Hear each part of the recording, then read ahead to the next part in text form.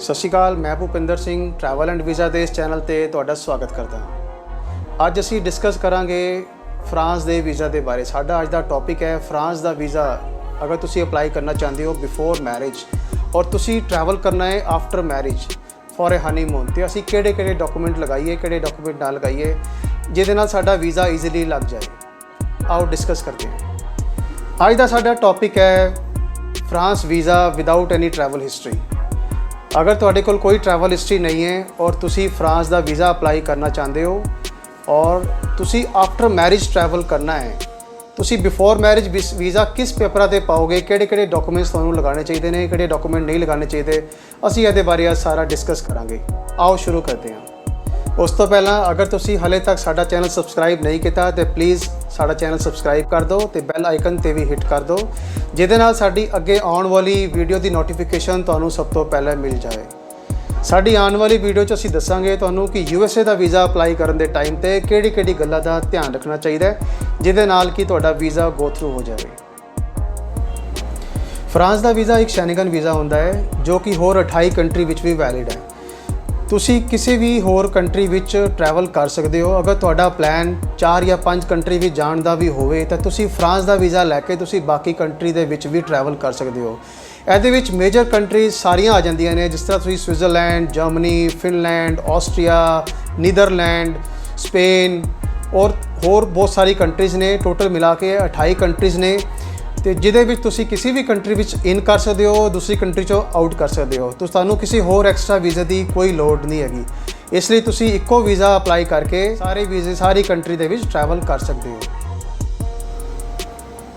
ਇਹਦਾ ਮਤਲਬ ਇਹ ਨਹੀਂ ਹੈ ਕਿ ਤੁਸੀਂ ਅਗਰ ਫਰਾਂਸ ਦਾ ਵੀਜ਼ਾ ਲਿਆ ਹੈ ਔਰ ਤੁਸੀਂ 4-5 ਕੰਟਰੀ ਟਰੈਵਲ ਕਰ ਰਹੇ ਹੋ ਤੇ ਤੁਸੀਂ ਕਈ ਲੋਕ ਕੀ ਕਰਦੇ ਨੇ, ਟਰੈਵਲ ਹਿਸਟਰੀ ਦੇ ਚੱਕਰ ਦੇ ਵਿੱਚ ਉਹ ਸੋਚਦੇ ਨੇ ਕਿ ਅਸੀਂ 4-5 ਕੰਟਰੀ ਇਕੱਠਾ ਟਰੈਵਲ ਕਰਾਂਗੇ ਔਰ ਸਾਡੇ ਅਲੱਗ-ਅਲੱਗ ਸਟੈਂਪਿੰਗ ਹੋ ਜਾਏਗੀ, in and out the stamp ਲੱਗ ਜਾਏਗੀ। ਲੋਕ ਟਰੈਵਲ ਹਿਸਟਰੀ ਦੇ ਲਈ ਕਈ ਵਾਰੀ ਯੂਰਪ ਦਾ ਵੀਜ਼ਾ ਅਪਲਾਈ ਕਰਕੇ ਯੂਰਪ ਟਰੈਵਲ ਕਰਦੇ ਨੇ ਔਰ 4-5 ਕੰਟਰੀ ਦਾ ਰੂਟ ਬਣਾ ਲੈਂਦੇ ਨੇ, ਜਿਹੜਾ ਕਿ ਬਹੁਤ ਹੀ ਗਲਤ ਸੋਚ ਹੈ।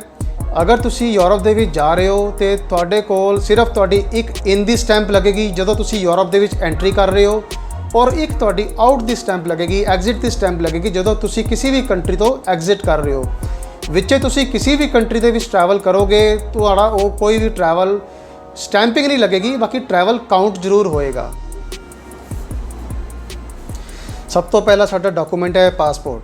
ਪਾਸਪੋਰਟ ਸਾਡਾ ਜਿਹੜਾ ਹੈ 6 ਮੰਥ ਵੈਲਿਡ ਹੋਣਾ ਚਾਹੀਦਾ ਹੈ। ਜਦੋਂ ਵੀ ਅਸੀਂ ਟਰੈਵਲ ਕਰਨਾ ਹੈ, ਟਰੈਵਲ ਦੇ ਟਾਈਮ ਤੋਂ ਇੰਡੀਆ ਆਉਣ ਤੱਕ ਸਾਡੀ ਵੈਲਿਡਿਟੀ 6 ਮੰਥ ਦੀ ਹੋਣੀ ਚਾਹੀਦੀ ਹੈ। ਸੈਕਿੰਡ ਹੈ ਜੀ visa application form. Application form ਭਰਨ ਦੇ ਟਾਈਮ ਤੇ ਤੁਸੀਂ ਬਹੁਤ ਹੀ ਧਿਆਨ ਰੱਖਣਾ ਹੈ। ਹਰ ਚੀਜ਼ ਦੇ ਬਾਰੇ ਤੁਸੀਂ ਡਿਟੇਲ ਦੇ ਵਿੱਚ ਦੱਸਣਾ ਹੈ।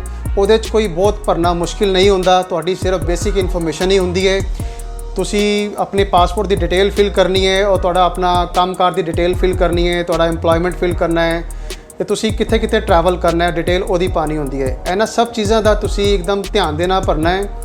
ਕੋਈ ਵੀ ਕਿਸੇ ਤਰ੍ਹਾਂ ਦੀ ਕੋਈ ਵੀ ਓਵਰਰਾਈਟ ਨਾ ਹੋਵੇ ਫਾਰਮ ਦੇ ਵਿੱਚ ਔਰ ਤੁਸੀਂ ਸਭ ਕੁਝ ਟਰੂਥਫੁਲੀ ਭਰਨਾ ਹੈ। ਕੋਈ ਫਾਲਸ ਇਨਫੋਰਮੇਸ਼ਨ ਫਾਰਮ ਦੇ ਵਿੱਚ ਕਦੀ ਵੀ ਨਹੀਂ ਭਰਨੀ ਤਾਂ ਕਿ ਤੁਹਾਨੂੰ ਕਦੀ ਅੱਗੇ ਆਉਣ ਵਾਲੇ ਸਮੇਂ ਦੇ ਵਿੱਚ ਕੋਈ ਪ੍ਰੋਬਲਮ ਨਾ ਹੋਵੇ। ਇਸ ਲਈ ਤੁਸੀਂ ਜੋ ਵੀ ਫਾਰਮ ਭਰੋਗੇ ਫਾਰਮ ਇੱਕਦਮ ਸੱਚਾਈ ਦੇ ਨਾਲ ਭਰਨਾ ਹੈ, ਟਰੂਥਫੁਲੀ ਭਰਨਾ ਹੈ ਔਰ ਨੀਚੇ ਸਾਈਨ ਜ਼ਰੂਰ ਕਰਨੇ ਹੈ। ਥਰਡ ਹੈ ਜੀ ਸਾਡਾ ਫੋਟੋਗ੍ਰਾਫਸ। ਸਾਨੂੰ 2 ਫੋਟੋਗ੍ਰਾਫ ਦੀ ਲੋੜ ਹੁੰਦੀ ਹੈ ਜਿਹਦਾ ਸਾਈਜ਼ ਹੈ 35x45। ਵਾਈਟ ਬੈਕਗਰਾਉਂਡ ਹੋਣੀ ਚਾਹੀਦੀ ਹੈ, ਮੈਟ ਪੇਪਰ ਹੋਣਾ ਚਾਹੀਦਾ ਹੈ ਔਰ 80% ਫੇਸ ਜ਼ੂਮ ਹੋਣਾ ਚਾਹੀਦਾ ਹੈ। ਫੋਟੋ ਦੇ ਟਾਈਮ ਤੇ ਇਹ ਧਿਆਨ ਰੱਖੋ, ਲੇਡੀਜ਼ ਖਾਸ ਤੌਰ ਤੇ ਲੇਡੀਜ਼ ਦੇ ਕਈਆਂ ਦੇ ਵਾਲ ਫੇਸ ਦੇ ਉੱਤੇ ਆ ਜਾਂਦੇ ਨੇ ਜਾਂ ਚੁੰਨੀ ਆ ਜਾਂਦੀ ਹੈ ਤੇ ਇਹਨਾਂ ਸਭ ਚੀਜ਼ਾਂ ਦਾ ਬਹੁਤ ਧਿਆਨ ਕਰਨਾ ਹੈ ਫੋਟੋ ਖਿਚਾਉਣ ਦੇ ਟਾਈਮ ਤੇ। ਫੋਟੋ ਦੀ ਗਾਈਡਲਾਈਨਸ ਤੁਸੀਂ ਜ਼ਰੂਰ ਦੇਖੋ। ਫੋਟੋ ਖਿਚਵਾਉਣ ਦੇ ਵੇਲੇ ਫੋਟੋ ਦੀ ਕੀ ਗਾਈਡਲਾਈਨਸ ਹੈ ਐਮਬੈਸੀ ਦੀ, ਉਹਦੇ ਅਕੋਰਡਿੰਗਲੀ ਹੀ ਫੋਟੋ ਖਿਚਵਾਓ। ਅਗਰ ਤੁਸੀਂ 2 ਦੀ ਜਗ੍ਹਾ 3 ਜਾਂ 4 ਫੋਟੋਆਂ ਵੀ ਲੈ ਲਓ ਤੇ ਕੋਈ ਪ੍ਰੋਬਲਮ ਨਹੀਂ ਹੈ, 2 ਫੋਟੋਆਂ ਐਕਸਟਰਾ ਵੀ ਰੱਖ ਸਕਦੇ ਹੋ। NOC ਲੈਟਰ ਦੇ ਨਾਲ ਦੂਸਰਾ ਡਾਕੂਮੈਂਟ ਕੰਪਨੀ ਵੱਲੋਂ ਲੱਗੇਗਾ, ਉਹ ਹੈ ਸੈਲਰੀ ਸਲਿੱਪ। ਸੈਲਰੀ ਸਲਿੱਪ ਤੁਸੀਂ 3 ਮੰਥ ਦੀ ਵੀ ਲਗਾ ਸਕਦੇ ਹੋ ਬਟ 6 ਮੰਥ ਦੀ ਅਸੀਂ ਰეკਮੈਂਡ ਕਰਦੇ ਹਾਂ ਕਿ 6 ਮੰਥ ਦੀ ਸੈਲਰੀ ਸਲਿੱਪ ਲਗਾਓ। ਇਹਦੇ ਨਾਲ ਤੁਹਾਡੀ 6 ਮੰਥ ਦੀ ਬੈਂਕ ਸਟੇਟਮੈਂਟ ਲੱਗੇਗੀ ਸੇਵਿੰਗ ਅਕਾਊਂਟ ਦੀ, ਜਿਹੜੀ ਕਿ ਬੈਂਕ ਤੋਂ ਸਟੈਂਪ ਲਗਵਾਉਣੀ ਬਹੁਤ ਜ਼ਰੂਰੀ ਹੈ। ਬੈਂਕ ਸਟੇਟਮੈਂਟ ਕਦੀ ਵੀ ਲਗਾਓ ਤਾਂ ਬੈਂਕ ਤੋਂ ਸਟੈਂਪ ਕਰਵਾ ਕੇ ਲਗਾਓ। ਉਹਦੇ ਵਿੱਚ ਤੁਹਾਡੀ ਸੈਲਰੀ ਜਿਸ ਅਕਾਊਂਟ 'ਚ ਆ ਰਹੀ ਹੈ ਉਹੀਓ ਬੈਂਕ ਅਕਾਊਂਟ ਨਾਲ ਲਗਾਉਣਾ ਜ਼ਰੂਰੀ ਹੈ। ਅਗਰ ਤੁਸੀਂ ਬਿਜ਼ਨਸ ਕਰ ਰਹੇ ਹੋ ਤੇ ਤੁਹਾਡੇ ਬਿਜ਼ਨਸ ਦੇ ਡਾਕੂਮੈਂਟ ਸਾਰੇ ਨਾਲ ਲੱਗਣਗੇ। ਅਗਰ ਤੁਸੀਂ ਪ੍ਰੋਪਰਾਈਟਰਸ਼ਿਪ ਫਰਮ ਰਨ ਕਰ ਰਹੇ ਹੋ ਤੇ ਤੁਹਾਡਾ GST ਦੀ ਕਾਪੀ ਨਾਲ ਲੱਗੇਗੀ। ਤੁਹਾਡੀ ਆਪਣੀ ਪਰਸਨਲ ITR 3 ਸਾਲ ਦੀ ਲੱਗੇਗੀ ਔਰ ਤੁਹਾਡੀ ਕੰਪਨੀ ਦੀ ਕਰੰਟ ਅਕਾਊਂਟ ਦੀ ਸਟੇਟਮੈਂਟ ਲੱਗੇਗੀ। ਇਹਦੇ ਨਾਲ ਤੁਸੀਂ ਆਪਣਾ ਪੈਨ ਕਾਰਡ ਵੀ ਲਗਾ ਸਕਦੇ ਹੋ, ਕਿਉਂਕਿ ਪ੍ਰੋਪਰਾਈਟਰਸ਼ਿਪ 'ਚ ਤੁਹਾਡਾ ਆਪਣਾ ਪੈਨ ਕਾਰਡ ਹੀ ਚੱਲੇਗਾ। ਅਗਰ ਤੁਸੀਂ ਬਿਜ਼ਨਸ ਦੇ ਵਿੱਚ ਪਾਰਟਨਰਸ਼ਿਪ ਫਰਮ ਚਲਾ ਰਹੇ ਹੋ ਜਾਂ ਤੁਹਾਡੀ ਫਰਮ ਪ੍ਰਾਈਵੇਟ ਲਿਮਟਿਡ ਹੈ, ਦੋਨਾਂ ਕੇਸਾਂ ਦੇ ਵਿੱਚ ਤੁਹਾਡੀ GST ਦੀ ਕਾਪੀ ਤੇ ਤੁਹਾਡਾ ਮੈਮੋਰੈਂਡਮ ਆਫ ਆਰਟੀਕਲ MOA ਜਿਹਨੂੰ ਬੋਲਦੇ ਹੈ, ਔਰ ਨਾਲ ਤੁਹਾਡੇ GST ਦੀ ਕਾਪੀ ਨਾਲ ਲੱਗੇਗੀ। ਅਗਰ ਪਾਰਟਨਰਸ਼ਿਪ ਫਰਮ ਹੈ ਤੇ ਨਾਲ ਉਹਦੇ ਨਾਲ ਪਾਰਟਨਰਸ਼ਿਪ ਡੇਟ ਲਗਾਉਣੀ ਵੀ ਬਹੁਤ ਜ਼ਰੂਰੀ ਹੈ।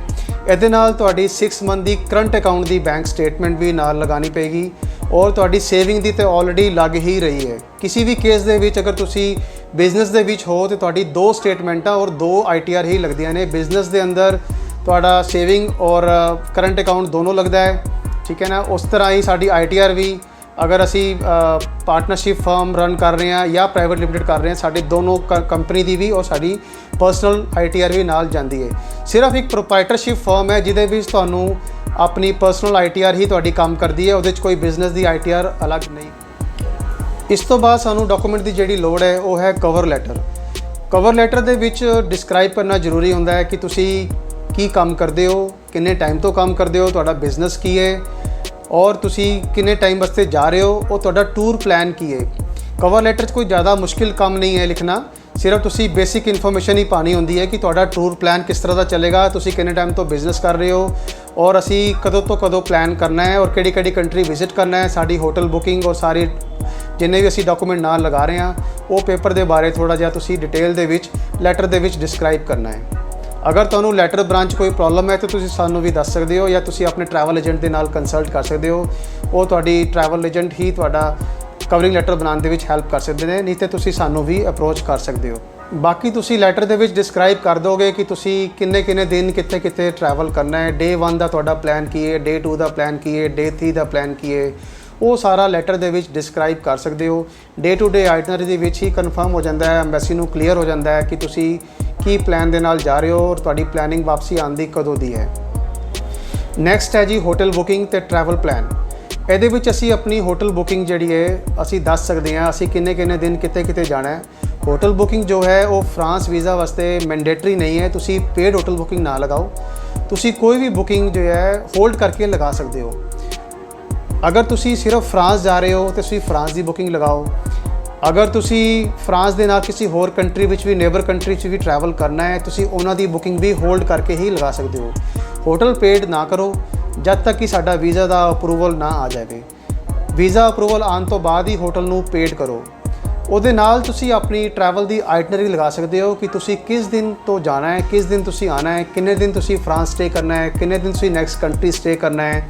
ਉਹ ਸਾਰਾ ਇੱਕ ਟੂਰ ਪਲਾਨ ਤੁਸੀਂ ਇੱਕ ਕਨਫਰਮੇਸ਼ਨ ਫਲਾਈਟ ਦੀ ਤੁਸੀਂ ਰਿਜ਼ਰਵੇਸ਼ਨ ਲਗਾ ਸਕਦੇ ਹੋ। ਫਲਾਈਟ ਦੀ ਕਨਫਰਮ ਟਿਕਟ ਲੈਣ ਦੀ ਕੋਈ ਲੋੜ ਨਹੀਂ। ਇਹਦੇ ਬਾਅਦ ਸਾਨੂੰ ਇੱਕ ਜੋ ਚੀਜ਼ ਦੀ ਲੋੜ ਹੈ ਉਹ ਹੈਗਾ ਟਰੈਵਲ ਇੰਸ਼ੋਰੈਂਸ। ਟਰੈਵਲ ਇੰਸ਼ੋਰੈਂਸ ਇੱਕ ਇੰਪੋਰਟੈਂਟ ਮੈਂਡੇਟਰੀ ਆਈਟਮ ਹੈ ਜਿਹਦੇ ਬਿਨਾ ਅਸੀਂ ਯੂਰਪ ਦਾ ਵੀਜ਼ਾ ਕੋਈ ਵੀ ਅਪਲਾਈ ਨਹੀਂ ਕਰ ਸਕਦੇ। ਯੂਰਪੀਅਨ ਵੀਜ਼ਾ ਅਪਲਾਈ ਕਰਨ ਵਾਸਤੇ ਸਾਨੂੰ ਟਰੈਵਲ ਇੰਸ਼ੋਰੈਂਸ ਲਗਾਉਣੀ ਬਹੁਤ ਜ਼ਰੂਰੀ ਹੈ। ਤੁਸੀਂ ਟਰੈਵਲ ਇੰਸ਼ੋਰੈਂਸ ਮਿਨੀਮਮ ਅਮਾਊਂਟ ਦੀ ਜਿਸ ਤਰ੍ਹਾਂ $50,000 ਦੀ ਲਗਾ ਸਕਦੇ ਹੋ, ਉਹਦਾ ਕੋਈ ਬਹੁਤ ਜ਼ਿਆਦਾ ਖਰਚਾ ਨਹੀਂ ਆਉਂਦਾ। ਟਰੈਵਲ ਇੰਸ਼ੋਰੈਂਸ ਦੀ ਕਾਸਟ ਤੁਹਾਨੂੰ 800 ਤੋਂ 1000 ਰੁਪਏ ਦੇ ਵਿੱਚ। ਟਰੈਵਲ ਇੰਸ਼ੋਰੈਂਸ ਸਾਡੀ ਏਜ 'ਤੇ ਡਿਪੈਂਡ ਕਰਦੀ ਹੈ ਔਰ ਸਾਡੇ ਟੂਰ ਪਲਾਨ ਦੇ ਡੇ ਟੂ ਡੇ ਆਈਟਨਰੀ 'ਤੇ ਪਲਾਨ ਕਰਦੀ ਹੈ। ਅਗਰ ਅਸੀਂ 7 ਡੇਜ਼ ਦੀ ਆਈਟਨਰੀ ਲੈ ਰਹੇ ਹਾਂ, 7 ਡੇਜ਼ ਦੀ ਇੰਸ਼ੋਰੈਂਸ ਲੈ ਰਹੇ ਹਾਂ, ਉਹਦਾ ਪ੍ਰੀਮੀਅਮ ਘੱਟ ਹੁੰਦਾ ਹੈ। ਅਗਰ ਅਸੀਂ 14 ਡੇਜ਼ ਦੀ ਲੈ ਰਹੇ ਹਾਂ ਥੋੜ੍ਹਾ ਜਿਹਾ ਪ੍ਰੀਮੀਅਮ ਵੱਧ ਜਾਂਦਾ ਹੈ। ਅਗਰ ਅਸੀਂ 21 ਡੇਜ਼ ਦੀ ਲੈ ਰਹੇ ਹਾਂ ਉਹਦਾ ਪ੍ਰੀਮੀਅਮ ਹੋਰ ਵੱਧ ਜਾਂਦਾ ਹੈ।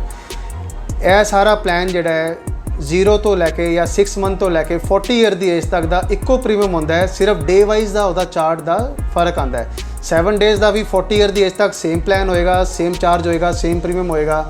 ਔਰ ਉਸ ਤੋਂ ਬਾਅਦ ਅਗਰ ਅਸੀਂ 14 ਡੇਜ਼ ਦੀ ਲੈ ਰਹੇ ਹਾਂ ਤਾਂ ਵੀ ਸਾਡਾ ਜਿਹੜਾ ਹੈ 40 ਈਅਰ ਦੀ ਏਜ ਤੱਕ ਸਾਡਾ ਇੱਕੋ ਹੀ ਪ੍ਰੀਮੀਅਮ ਹੋਏਗਾ। ਅਗਰ ਸਾਡੀ ਏਜ 40 to 60 ਦੇ ਸਲੈਬ ਦੇ ਵਿੱਚ ਆਉਂਦੀ ਹੈ ਤੇ ਸਾਡਾ ਜਿਹੜਾ ਪ੍ਰੀਮੀਅਮ ਹੈ ਥੋੜ੍ਹਾ ਜਿਹਾ 200-300 ਰੁਪਏ ਮਾਈਨਰ ਜਿਹਾ ਥੋੜ੍ਹਾ ਸਾਡਾ ਪ੍ਰੀਮੀਅਮ ਵੱਧ ਜਾਏਗਾ।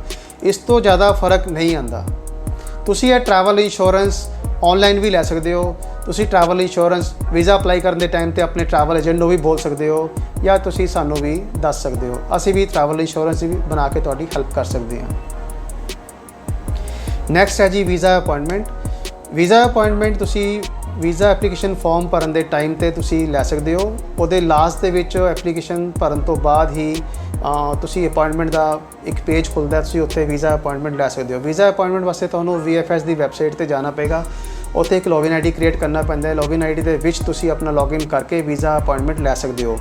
ਵੀਜ਼ਾ ਅਪਾਇੰਟਮੈਂਟ ਤੇ ਡੇਟ ਔਰ ਟਾਈਮ ਲਿਖਿਆ ਹੁੰਦਾ ਹੈ, ਤੁਸੀਂ ਉਹਦੇ ਅਕੋਰਡਿੰਗਲੀ ਹੀ ਐਮਬੈਸੀ ਦੇ ਵਿੱਚ ਵਿਜ਼ਿਟ ਕਰਨਾ ਹੈ ਜਾਂ VFS ਦੇ ਵਿੱਚ ਵਿਜ਼ਿਟ ਕਰਨਾ ਹੈ ਆਪਣੀ ਵੀਜ਼ਾ ਐਪਲੀਕੇਸ਼ਨ ਸਬਮਿਸ਼ਨ ਦੇ ਵਾਸਤੇ। ਉੱਥੇ ਤੁਹਾਡੇ ਬਾਇਓਮੈਟ੍ਰਿਕ ਫਿੰਗਰਪ੍ਰਿੰਟਸ ਹੁੰਦੇ ਨੇ, ਉਹਦੇ ਨਾਲ ਹੀ ਤੁਹਾਡਾ ਫਾਈਲ ਜਿਹੜੀ ਹੈ ਸਬਮਿਸ਼ਨ ਹੋ ਜਾਂਦੀ ਹੈ। ਅਗਰ ਤੁਸੀਂ visa application before marriage apply ਕਰ ਰਹੇ ਹੋ, ਤੁਸੀਂ ਆਫਟਰ ਮੈਰਿਜ ਟਰੈਵਲ ਕਰਨਾ ਹੈ ਤੇ ਸੇਮ ਡਾਕੂਮੈਂਟ ਲੜਕੀ ਦੇ ਵੱਲੋਂ ਵੀ ਲੱਗਦੇ ਨੇ। ਅਗਰ ਲੜਕੀ ਜੌਬ ਦੇ ਵਿੱਚ ਹੈ ਤੇ ਉਹਨਾਂ ਦੇ ਸਾਰੇ ਪੇਪਰ ਸੇਮ ਲੱਗ ਜਾਣਗੇ। ਅਗਰ ਉਹ ਜੌਬ ਦੇ ਵਿੱਚ ਨਹੀਂ ਹੈ, ਹਾਊਸ ਵਾਈਫ ਹੈ ਜਾਂ ਘਰ ਹੀ ਰਹਿੰਦੀ ਹੈ ਤੇ ਉਹਨਾਂ ਦੇ ਪੇਰੈਂਟਸ ਦੇ ਡਾਕੂਮੈਂਟ, ਫਾਦਰ ਦੇ ਮਦਰ ਦੇ ਡਾਕੂਮੈਂਟ ਤੁਸੀਂ ਲਗਾ ਸਕਦੇ ਹੋ।